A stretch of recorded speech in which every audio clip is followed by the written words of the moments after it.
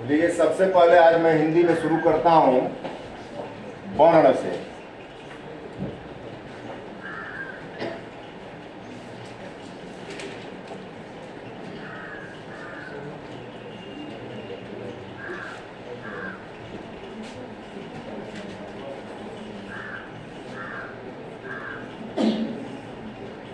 वर्ण यानी अक्षर, जिसको अंग्रेजी में आप लेटर बोलते हो। ठीक, वर्ण किसे कहते हैं? वर्ण यानी अक्षर किसे कहा जाएगा? ठीक, और कोई अपने अपने ढंग से परिभाषित कीजिए कि वर्ण यानी अक्षर, अक्षर किसे कहेंगे?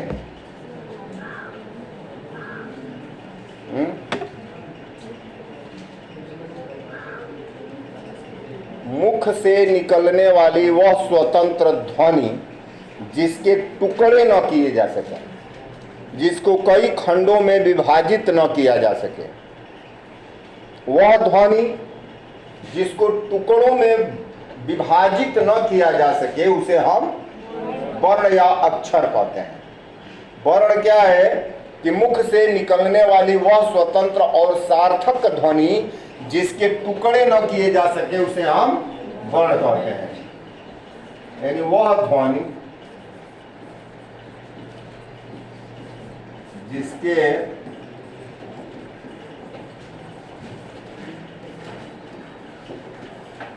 टुकड़े न किया जा सके,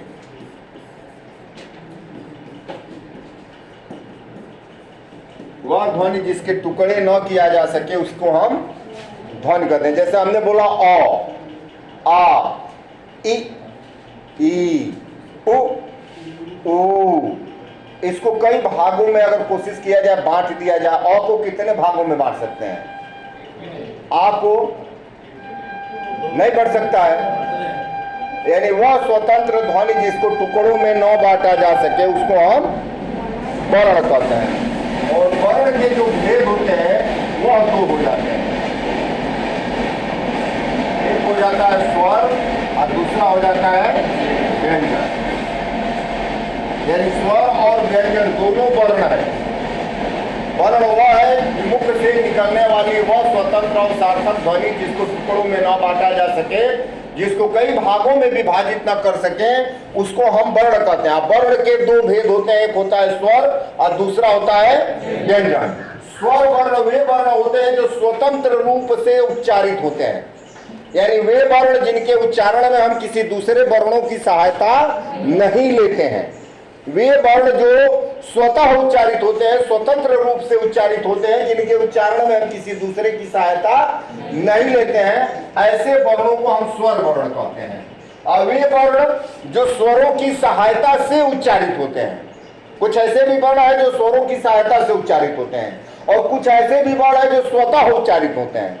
तो स्वतः उच्चारित होने वाले वर्ण स्वर कहलाते हैं, और स्वरों की सहायता से उच्चारित होने वाले वर्णों को हम व्यंजन कहते हैं। यही दोनों में डिफरेंस है कि जो स्वतः उच्चारित होते हैं वे स्वर वर्ण है, और जो स्वर वर्णों की सहायता से उच्चारित होते हैं उनको हम व्यंजन कहते हैं। तो वर्णों के कितने भेद हो गए? दो। वर्ण किसे कहें कि वह स्वतंत्र और सार्थक ध्वनि जिसको टुकड़ों में विभाजित न किया जा सके, उसको हम वर्ण कहते हैं।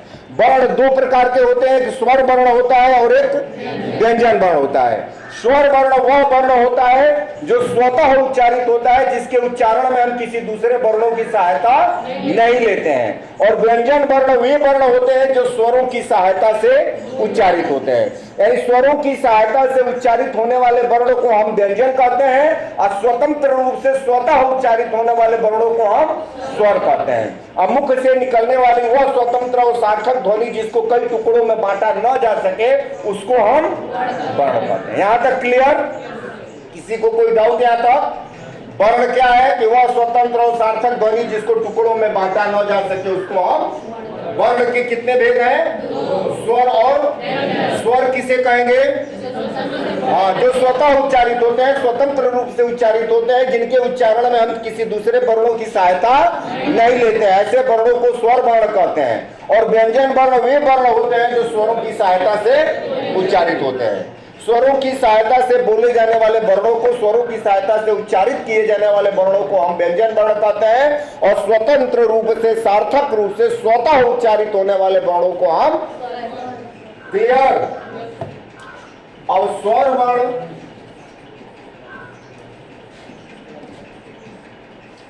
स्वतः उच्चारित होने वाले वर्ण स्वर वर्ण है। स्वरों के कितने भेद होते हैं? 3 भेद होते हैं। ह्रस्व स्वर, दीर्घ स्वर और प्लुत स्वर।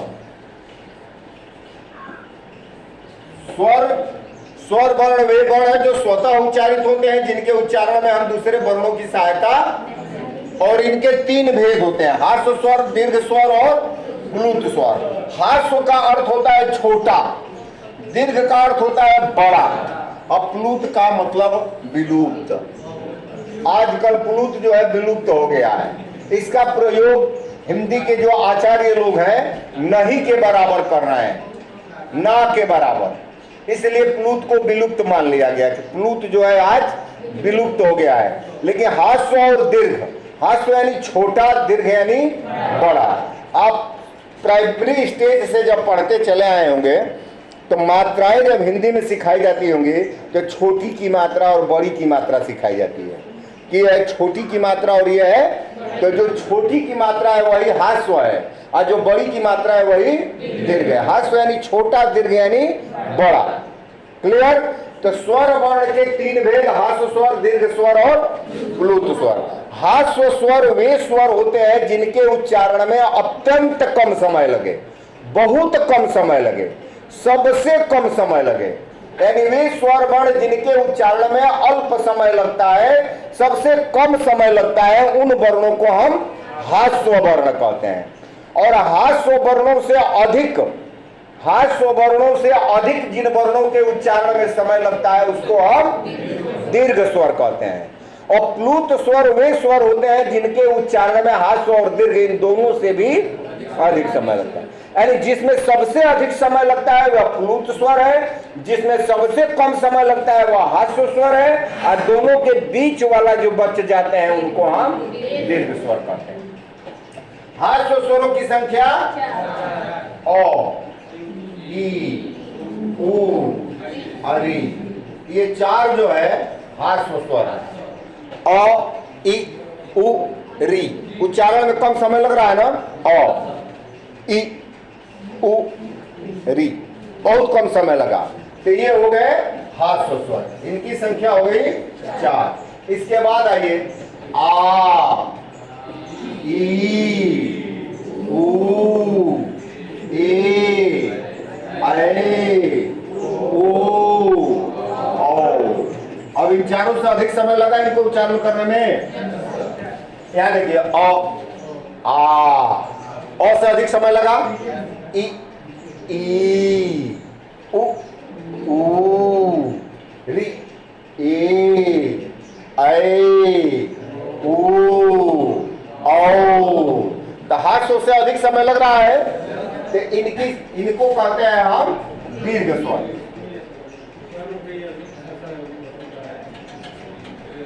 दीर्घ स्वर। तो 4 हो गए ह्रस्व स्वर और 7 हो गए दीर्घ स्वर। तो 7 और 4 कुल कितने हो गए? 11। यानी स्वरों की संख्या कितनी हो गई? 11। 11 स्वर होते हैं जिसमें 4 ह्रस्व स्वर होता है और 7 जो है दीर्घ। प्लुत को पहले ही मैंने बताया कि अब विलुप्त हो गया है। आजकल हिंदी के जो प्राय विद्वान लोग हैं, आचार्य जो लोग हैं, वो प्लुत का प्रयोग नहीं के बराबर कर रहे हैं, इसलिए प्लुत को विलुप्त मान लिया गया। अब इन दोनों से अधिक जिन स्वरों के उच्चारण में समय लगता है उसी को हम कहते हैं प्लुत स्वर। अब वह कौन सा स्वर है जिसके उच्चारण में जैसे दूर से किसी को बुलाना हो, हे भगवान, हे प्रभु मेरी रक्षा करो। अरे ये क्या हो गया?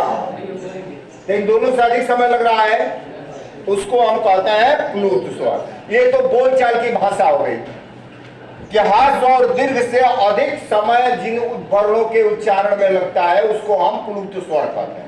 लेकिन लिखित रूप जब उनको प्रदान करना होता है तो दो वर्णों के बीच में हम हिंदी संख्या का 3 बना देते हैं तो वह प्लूत स्वर हो जाता है।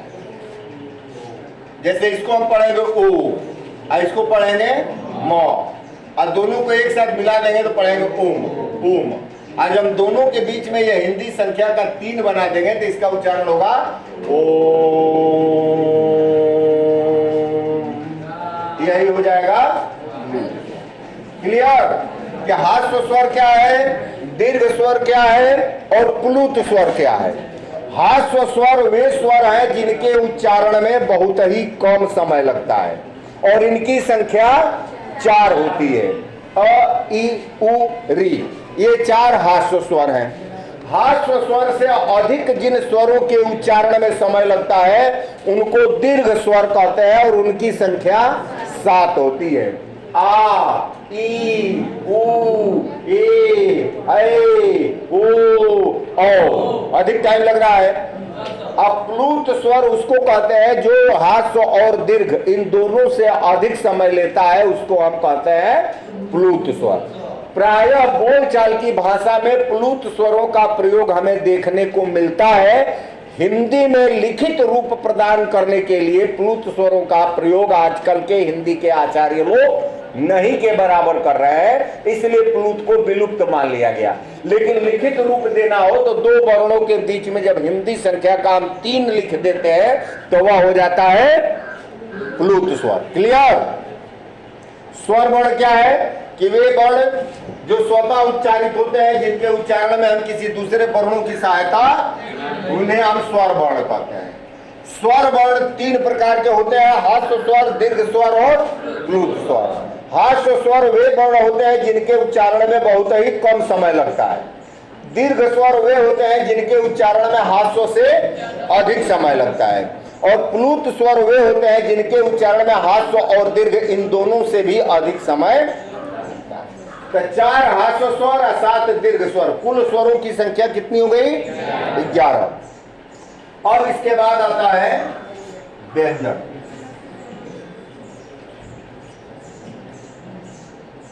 तो व्यंजन किसे कहते हैं कि जो स्वरों की सहायता से बोले जाते हैं, वे वर्ण जो स्वरों की सहायता से बोले जाते हैं उनको हम कहते हैं व्यंजन वर्ण। जैसे क, तो क जो है किस स्वर की सहायता से बोला जा रहा है? अ की सहायता से। का किस स्वर की सहायता से? की। काहे डांस करे लगले यार? की, कु, के, कै, को, अको। ये किसी न किसी स्वर की सहायता से बोला गया है। तो यानी कि वे वर्ण जो स्वरों की सहायता से बोले जाते हैं उनको हम व्यंजन वर्ण कहते हैं। व्यंजन वर्ण स्वतंत्र और सार्थक नहीं होते हैं, ये डिपेंडेंट होते हैं, निर्भर होते हैं दूसरे वर्णों पर, स्वयं उच्चारित नहीं होते हैं। जब तक हम स्वरों की सहायता नहीं लेंगे तब तक हम व्यंजन वर्णों का उच्चारण नहीं कर पाएंगे। यानी व्यंजन वर्णों के उच्चारण में हमें स्वर वर्णों की सहायता लेनी पड़ती है। बिना स्वरों की सहायता से व्यंजनों का उच्चारण नहीं हो सकता। व्यंजन वर्ण को उच्चारण करने के लिए, व्यंजन वर्ण को उच्चारित करने के लिए हमें स्वर वर्णों की सहायता लेनी पड़ती है, जबकि वही स्वर वर्णों के उच्चारण में हम किसी दूसरे वर्णों की सहायता नहीं ले रहे थे। यानी स्वर वर्ण स्वतंत्र होते हैं, सार्थक रूप से स्वतः खुद ही उच्चारित होते हैं, उनके उच्चारण में हम दूसरे वर्णों की सहायता नहीं लेते हैं। जबकि व्यंजन वर्ण डिपेंडेंट होते हैं किसके ऊपर? स्वर वर्णों के ऊपर। बिना स्वरों की सहायता से व्यंजनों का उच्चारण संभव नहीं है। तो जिस तरह स्वरों के भेद थे कि हास्य स्वर, दीर्घ स्वर और प्लुत स्वर, उसी तरह व्यंजनों के भेद हैं।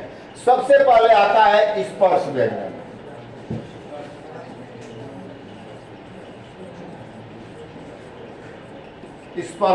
स्पर्श का अर्थ क्या होता है?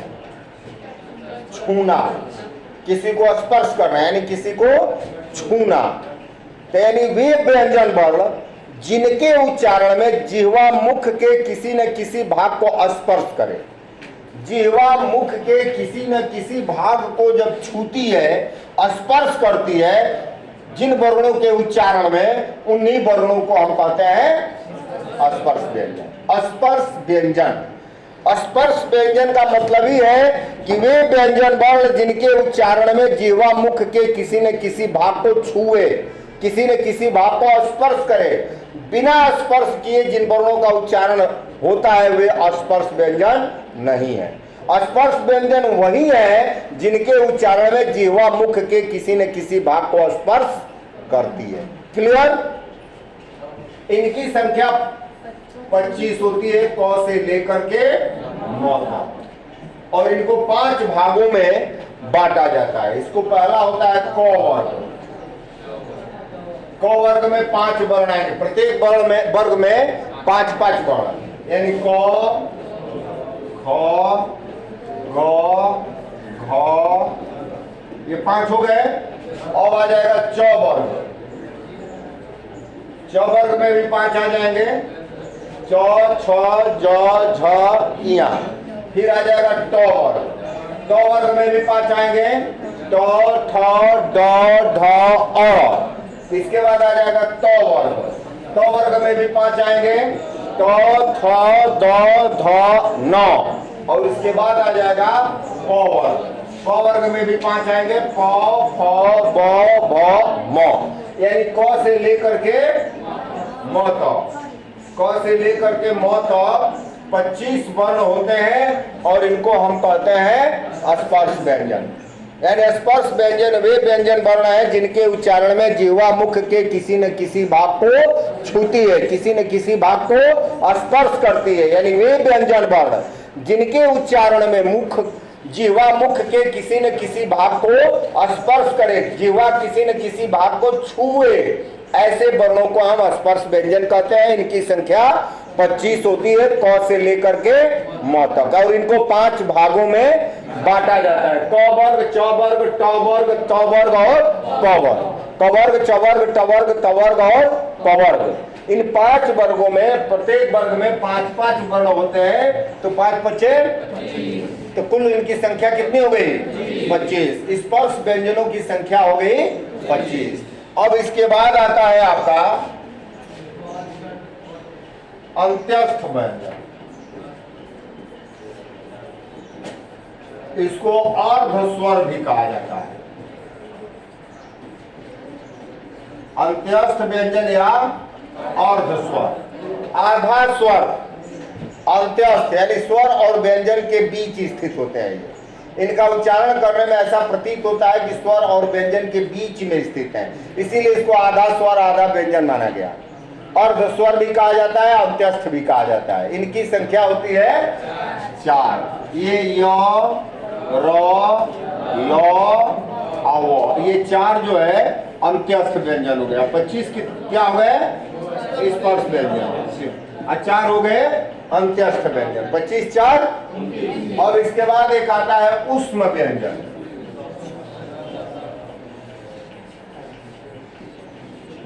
ऊष्म व्यंजन, ऊष्म का अर्थ होता है उष्मा, ऊर्जा, गर्मी, है कि नहीं? यानी वे व्यंजन वर्ण जिनके उच्चारण में हवा मुख से भारी होकर बाहर निकले या उष्मा पैदा करे। वे व्यंजन वर्ण जिनके उच्चारण में उष्मा पैदा हो या मुख से हवा जो बाहर आती है वह भारी होकर के निकले, उनको हम कहते हैं ऊष्म व्यंजन। इनकी भी संख्या 4 होती है। स, स, आह।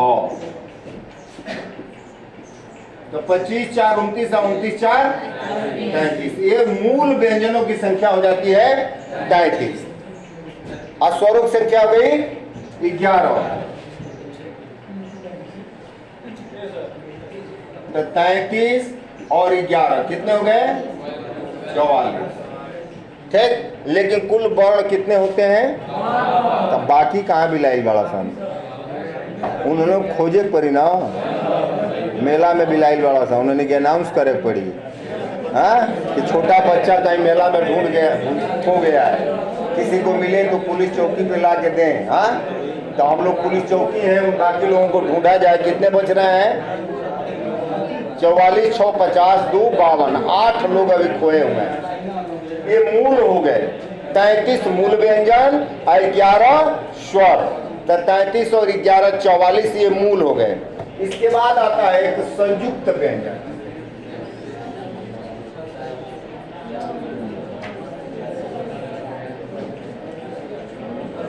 संयुक्त व्यंजन, इनकी भी संख्या होती है 4। ये दो अलग अलग वर्णों से मिलकर एक वर्ण बनता है। जैसे क और षटकोण वाला, ये दोनों मिलकर बनाता है ठीक। तो और र मिलकर बनाता है र। जो और इया ये मिलकर बनाता है जो। सौ और र मिलकर बनाता है। ये 4 क्या हो गए? ऑलरेडी ये वर्ण तो है, अक्षर तो है, लेकिन इनकी गिनती हम पहले ही कर चुके हैं। ये हाँ, अरे उतना तो समझ लिया करो यार, ठीक है। ये स्पर्श व्यंजन में था, आइए उसमें व्यंजन में था, तो ये ऑलरेडी पहले से है, तो इनको मूल व्यंजनों में गिनती हम नहीं कर सकते हैं। वर्ण तो है लेकिन मूल व्यंजन नहीं है। तो ये 4 हो गए। एक 44 ये हुए थे और 4 ये हो गए, तो कितने हो गए? 48। अभी भी 4 को भी लाइन वाला, अभी भी 4 को ढूंढना है। इसके बाद एक आता है अयोगवाह वर्ण। अयोगवाह वर्ण अक्षर तो माना गया है इनको, लेकिन ना इनकी गिनती स्वरों में होती है और ना ही इनकी गिनती व्यंजनों में होती है। वर्ण तो है, अक्षर तो है, लेकिन इनकी गणना जो है, इनकी गिनती जो है, ना तो हम स्वरों में करते हैं और ना ही इनकी गिनती व्यंजनों में करते हैं। इनकी भी संख्या कितनी है? 2। अनुस्वार, विसर्ग और अनुस्वार।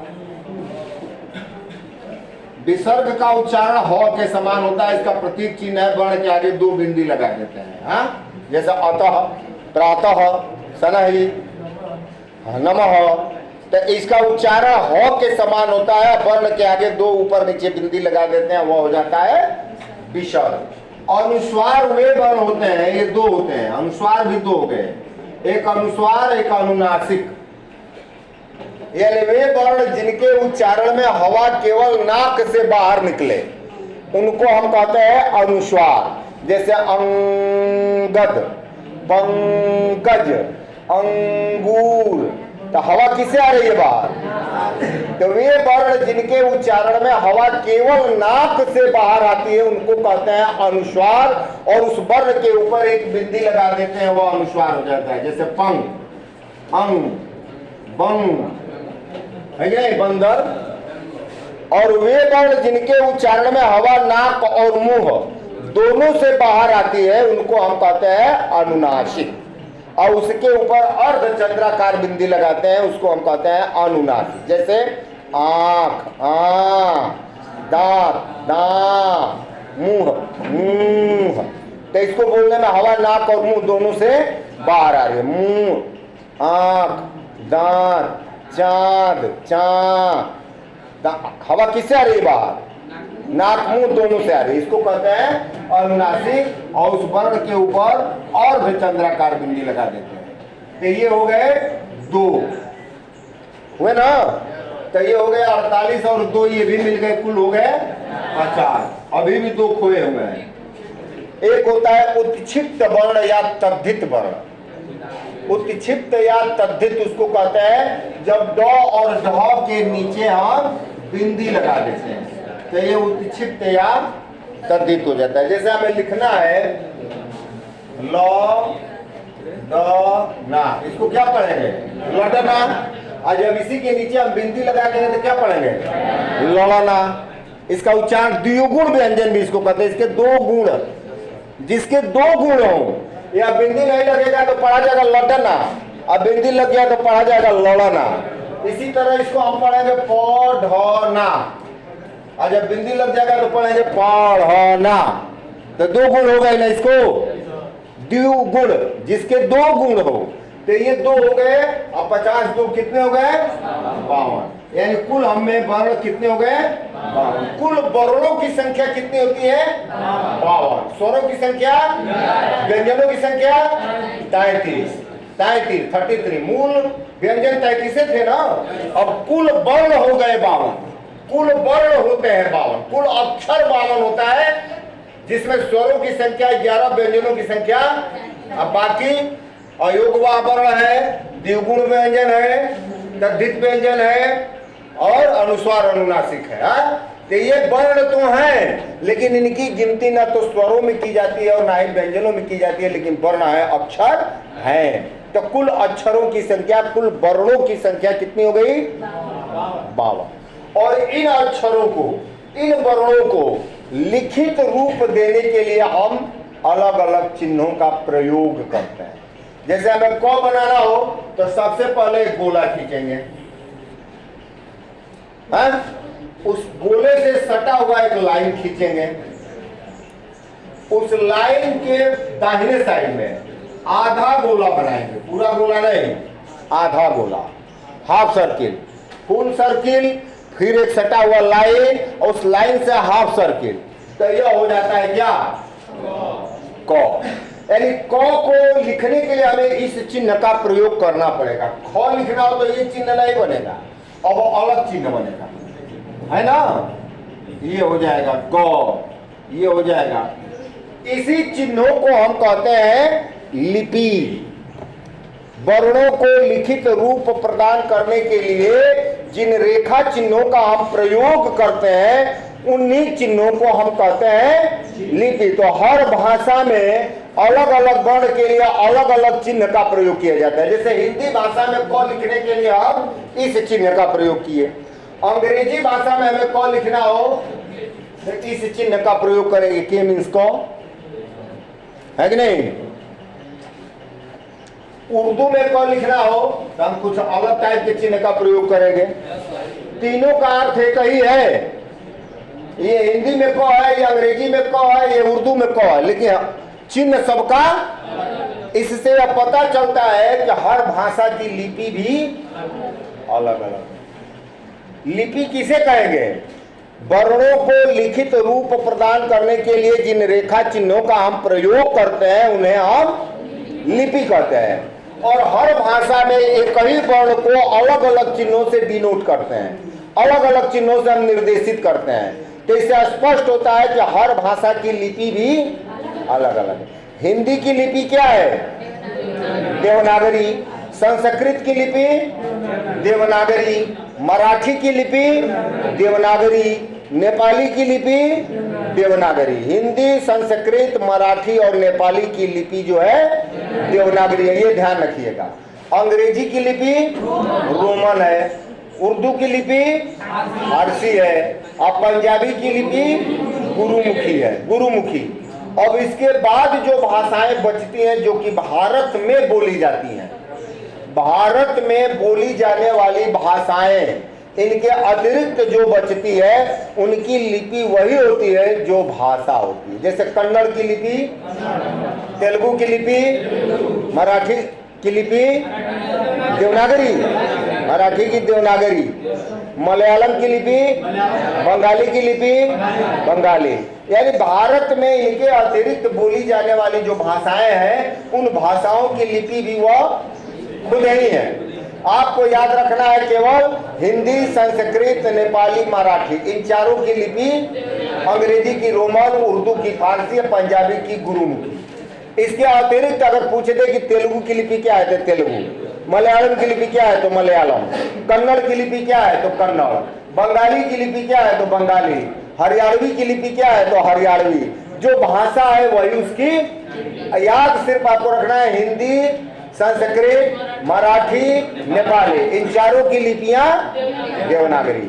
अंग्रेजी की लिपि रोमन, पंजाबी की लिपि गुरुमुखी और उर्दू की लिपि फारसी। और लिपि किसे कहते हैं? यानी वर्णों को लिखित रूप प्रदान करने के लिए हम जिन रेखा चिन्हों का प्रयोग करते हैं उन्हीं रेखा चिन्हों को हम लिपि कहते हैं। हर भाषा में हर वर्ण के अलग अलग चिन्ह प्रयोग किए जाते हैं। तो इससे स्पष्ट होता है कि हर भाषा की लिपि भी, लिपि का शाब्दिक अर्थ मान लो लिपना, लिपि माने लिपना, लिप दिए नहीं लिख दिए, ठीक ना? क्लियर? तो आज का ये वर्ण का